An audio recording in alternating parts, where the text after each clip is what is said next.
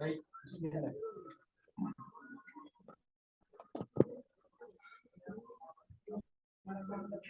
Baik, bismillahirrahmanirrahim. Bismillahirrahmanirrahim. Assalamualaikum warahmatullahi wabarakatuh. Waalaikumsalam. Supaya ada oleh lagi jawabnya jangan waalaikumsalam, tapi waalaikumsalam. Assalamualaikum warahmatullahi wabarakatuh. Alhamdulillah wassalatu wassalamu ala rasulillahi wa ba'd. Karena sekarang pukul 3 sampai 3.14 Indonesia Barat, dan kalau tidak salah kita sampai jam 9 atau jam 10 ya? 12. Jam 4 kata beliau. Oke. Karena request ibu-ibu sampai jam 4, maka teorinya kita batasi dulu.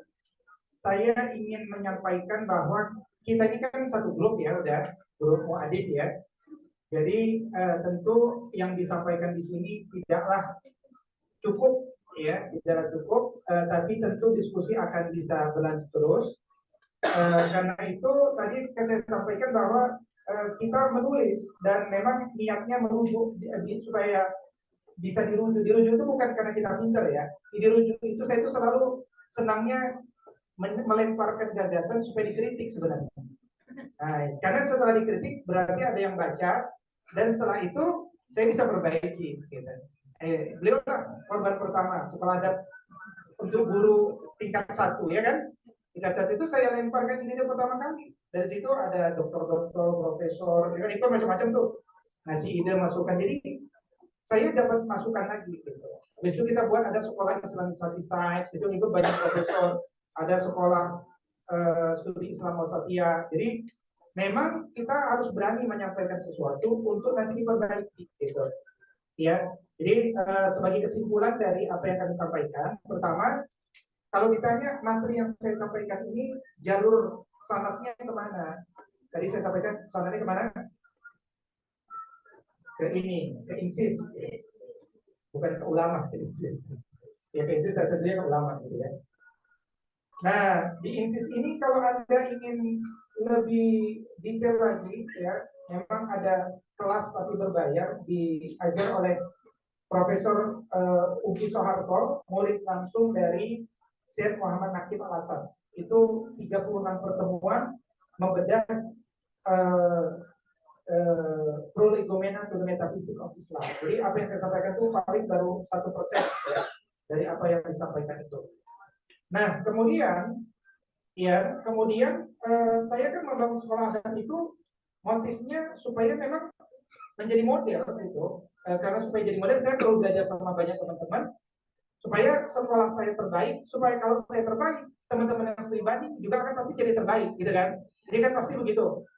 Nah, ketika terbaik, maka berarti sekolah saya nggak boleh banyak-banyak muridnya. Makanya saya itu muridnya cuma setiap angkatan 24. 12 laki-laki, 12 perempuan. Supaya lebih kepada, kalau Anda mau lihat langsung.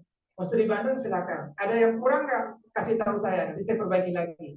Karena masukan Anda sangat berarti. Karena begitu lagi ada yang studi banding lagi, dia sudah melihat yang lebih baik lagi kan gitu.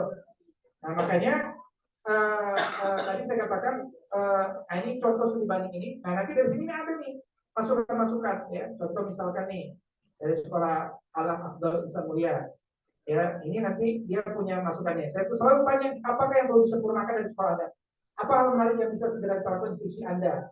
Apa hal menarik yang bisa diterapkan dalam jangka panjang, nggak segera, gitu kan? Itu setiap itu saya catat masukan itu dan seterusnya. Jadi setiap Senin pagi kalau ada yang studi banding, datang aja. Tapi kalau bisa datangnya jam 5:30 pagi, ya 5:30 pagi. Karena memang supaya utuh gitu, nggak setengah-setengah. Ngelihat langsung bagaimana wajah-wajah orang yang 5:30 datang, ya dan seterusnya. Taruh guru Anda masuk ke dalam kelas kita, perhatikan guru saya ketika ngajar. Kalau ada yang salah-salah dari guru saya, kasih tahu saya perbaiki lagi kan begitu, ya kan? Jadi kita perlu tempat-tempat lah, dan saya memulai tempat saya untuk tempat pembelajaran, dan mudah-mudahan nanti tempat antum juga bisa jadi tempat pembelajaran seterusnya, gitu kan? Nah, kemudian di kurikulum kita itu kan ada kurikulum ya, jadi eh,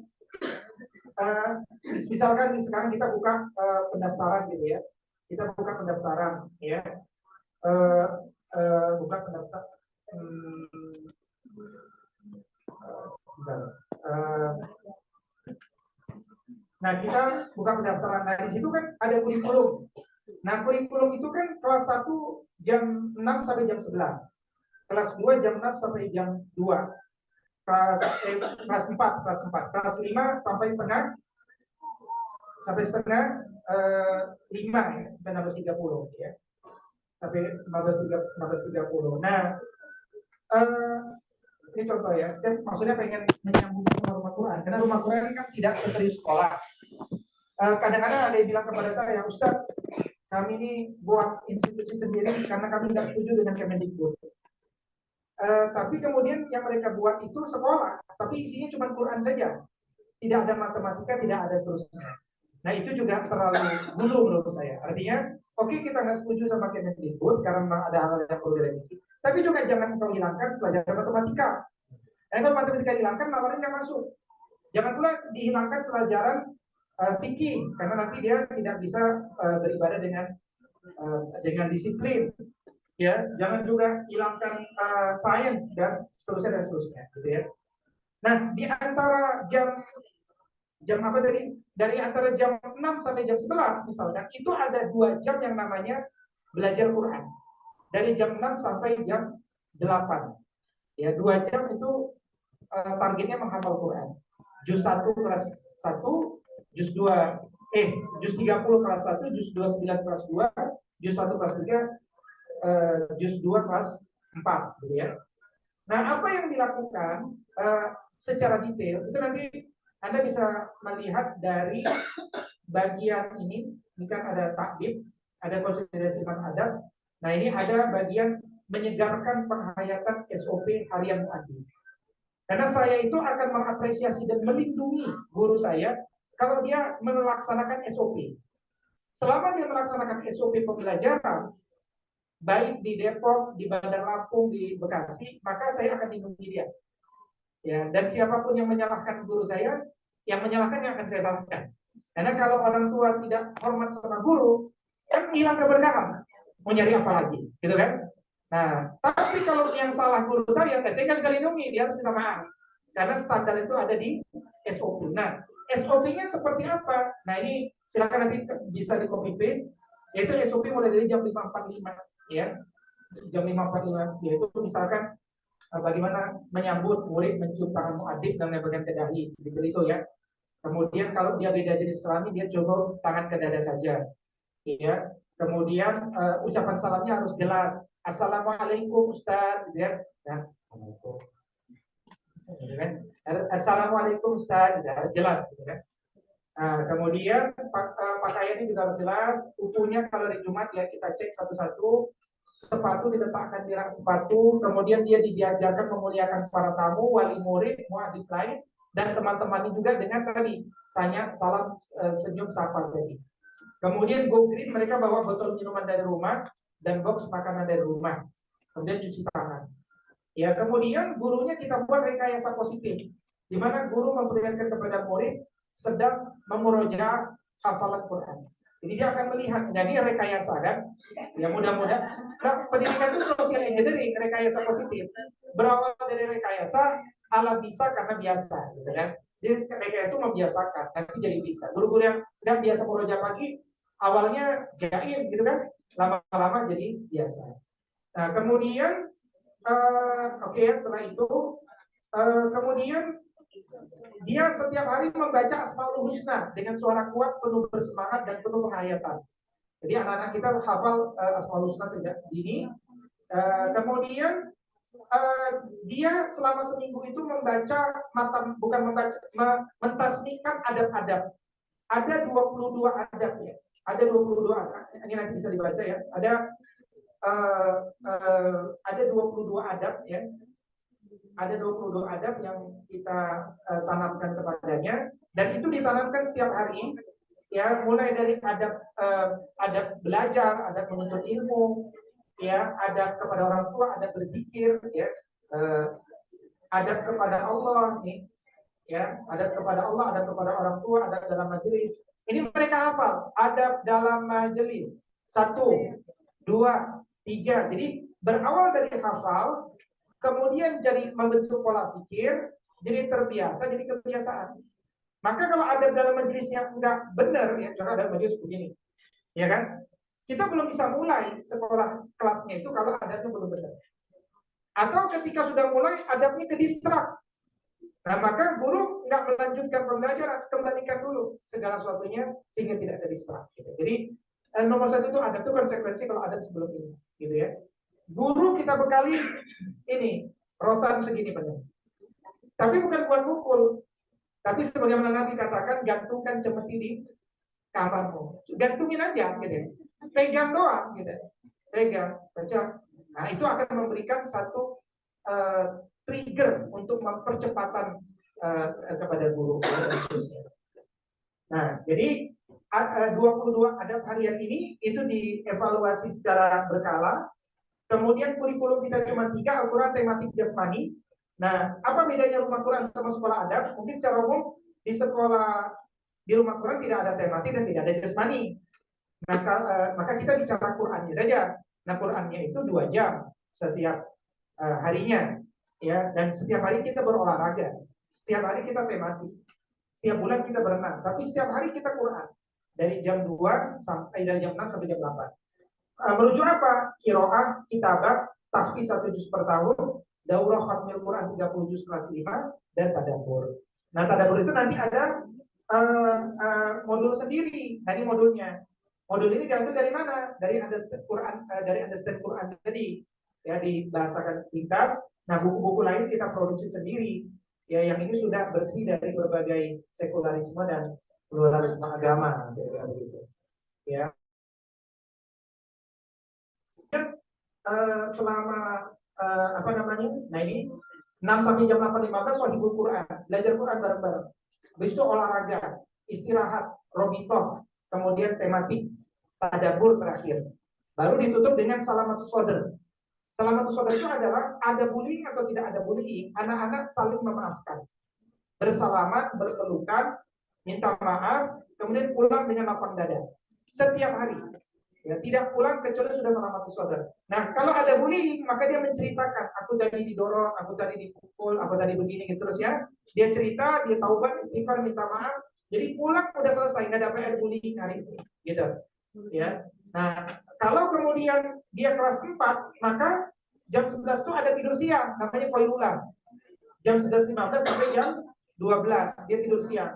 Setelah itu sholat zuhur dan makan siang. Jadi ada sekolah yang saya teliti, dia makan siang dulu baru tidur.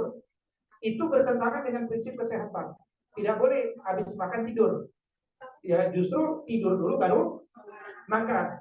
Baru nanti tematik 2. Nah, dan kami meneliti 4 tahun terakhir, kalau dia tidur siang dulu, maka kemudian anak itu ternyata lebih fresh, lebih mudah mendapatkan materi berikutnya, gitu ya, lebih mudah mendapatkan materi berikutnya. Baik.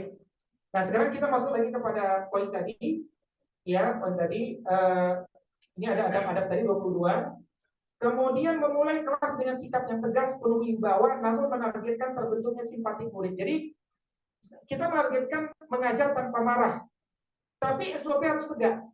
Dan menegakkan SOP nggak perlu marah-marah juga, tapi ada apresiasi, ada penerapan hukuman, ada penegakan, gitu kan? Nah, bagaimana dia berwibawa, tapi dia nggak dianggap galak? Caranya gimana? Setelah kita teliti 4 tahun, caranya adalah kita terlihat tegas dalam menerapkan sesuatu, tapi kita di luar itu sering bertanya kabar dia, makan dia, kalau ada makanan kita bagi sama dia dan seterusnya. Bahkan kita fasilitasi guru ngopi sama murid-murid di luar sekolah, gitu. Supaya satu sisi dia tegas, kelihatan tegas, tapi kalau nggak diseimbangkan dengan ta'limul qulub, nanti guru itu disebut galak. Ya, karena ketika disebut itu, kami meneliti ternyata murid itu jadi dekat kepada anak, dan bahkan mengatakan kami senang sama guru itu karena dia tegas, misalkan gitu.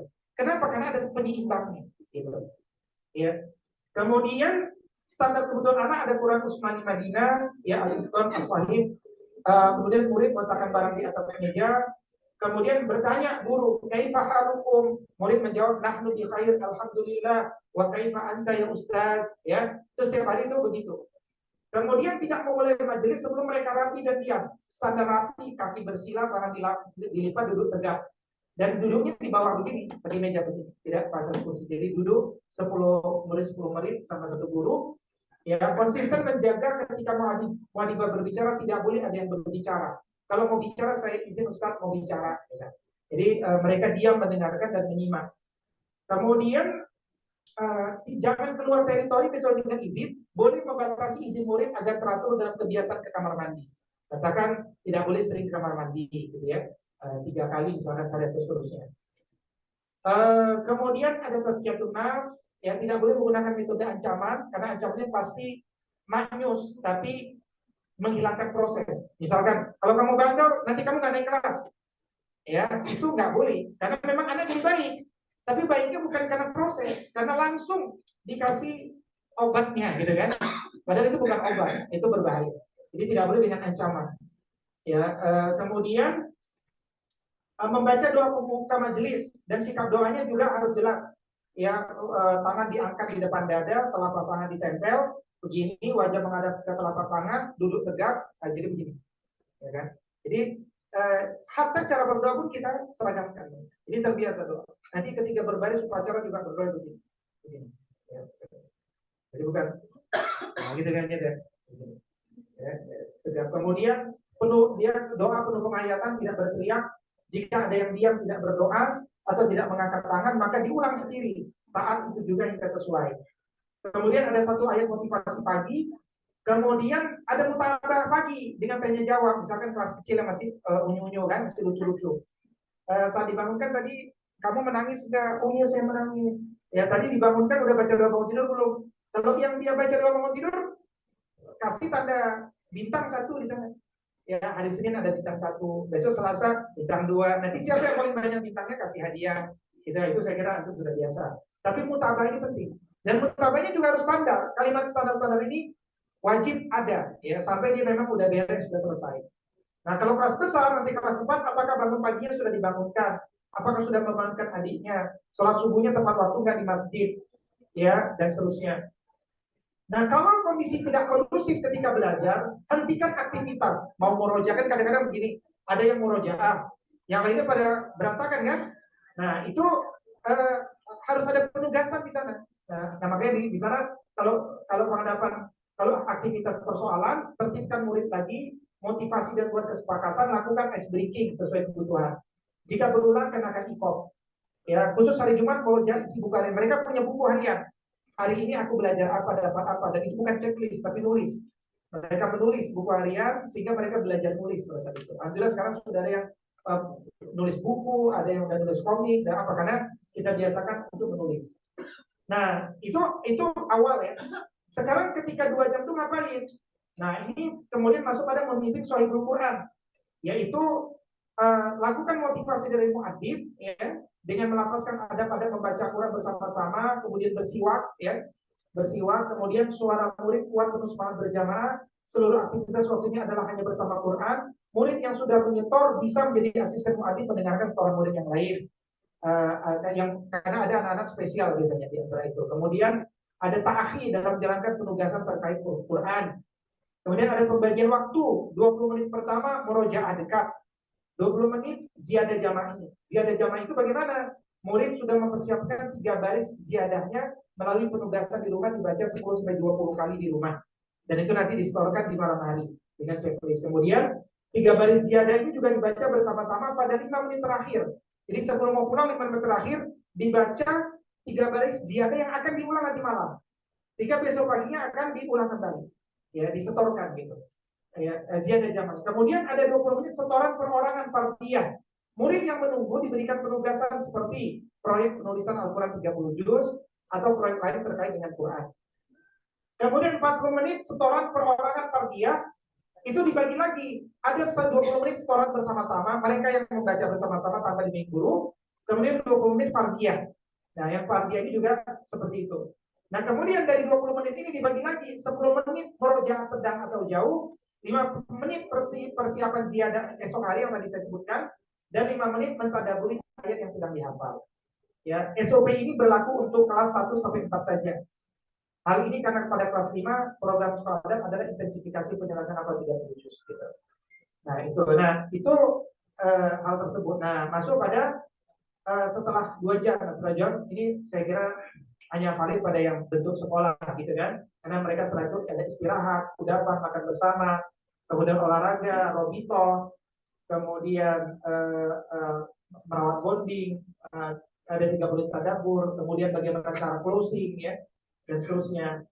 Nah, itu saya kira sebagai penutup singkat ya dari materi yang kami sampaikan.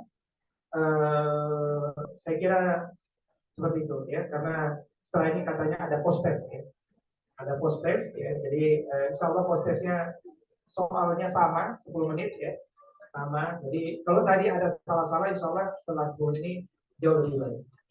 Kira-kira dari saya cukup sekian. Mudah-mudahan pertemuan kita dapat dilanjutkan, menunggu undangan dari rumah Quran yang lain ya kan.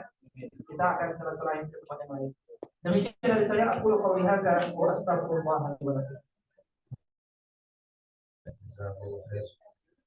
Ahsanul jazak kepada Fadilatul Syekh Ustaz Dr. Widodo Subaha